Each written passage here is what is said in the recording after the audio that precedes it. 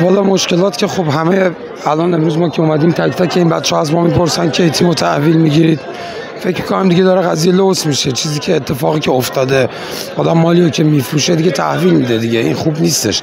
هم داره استرسش به تیم، به بچهای هوادار، به شهر، به همه داره کشیده میشه و به کادر مربی‌ها این دو دستگی، عدم مدیریت، ثبات مدیریت داره ضرر میزنه، به فوتبال استان داره لطمه میزنه و نام داماش خیلی فراتر از سلیقه‌های ماست. ما نباید سلیقه‌های خودمون رو درگیر یه تیم بزرگی مثل داماش بکنیم. داماش هوادار داره، من بارها عرض کردم، درست مالکیتش، امتیازش مال آقای زحمتکش بوده، امروز مال منه، فردا هم شاید مال دیگری. ما که دوست داریم بمونیم، ولی اگه یه روز این مردم نخوان که ما باشیم نباید باشیم. خب بحث وضعیت مالکیت داماش این دو بزرگواری مباهینامه قراردادی داشتند. ما هم عین قرارداد رو عرض کرده بودیم، برای کمیته تعیین وضعیت فدراسیون فرستادیم. من فکر کنم چند روز آینده مشخص خواهد شد. امیدوارم هر کی که قانون تعیین بکنه به عنوان مالک بتونه در واقع مأموریت‌ها و خواسته و هواداران رو برآورد بکنه و داماش روز به روز و هفته به هفته به روزهای اوج برگرده.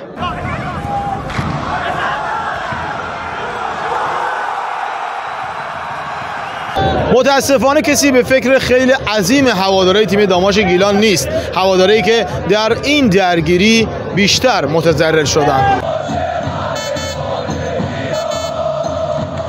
شما فروختی، مردم هم نمیخواند. خب آقا بهتره تحویل بدی بری، پولت هم که گرفتی، الباقی پولت هم رو تخم چشمون همه جا اعلام کردیم، تیم رو تحویل بده، تقدیمت میکنیم.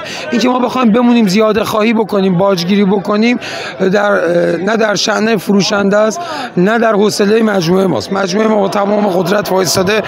امروز هوادارا ابراز نگرانی میکردن، من بهشون از همینجا قول میدم ما ریالی اضافه به این دوستمون نخواهیم داد.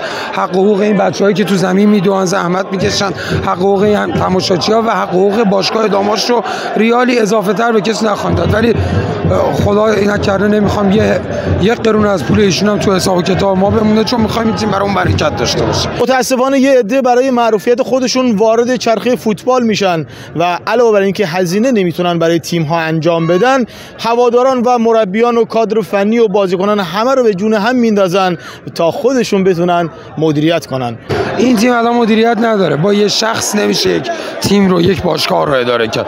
این تیم لوجستیک نداره و بعد بحث این سوء مدیریت منجر به این شده که این همه داستان در مورد مالکیت ما داشته باشیم. قطعا تاثیر بسزایی داره. اصلا فوتبال همه چیش آقا با ذهنه.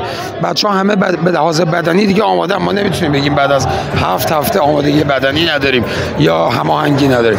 قطعا روحی روانیه.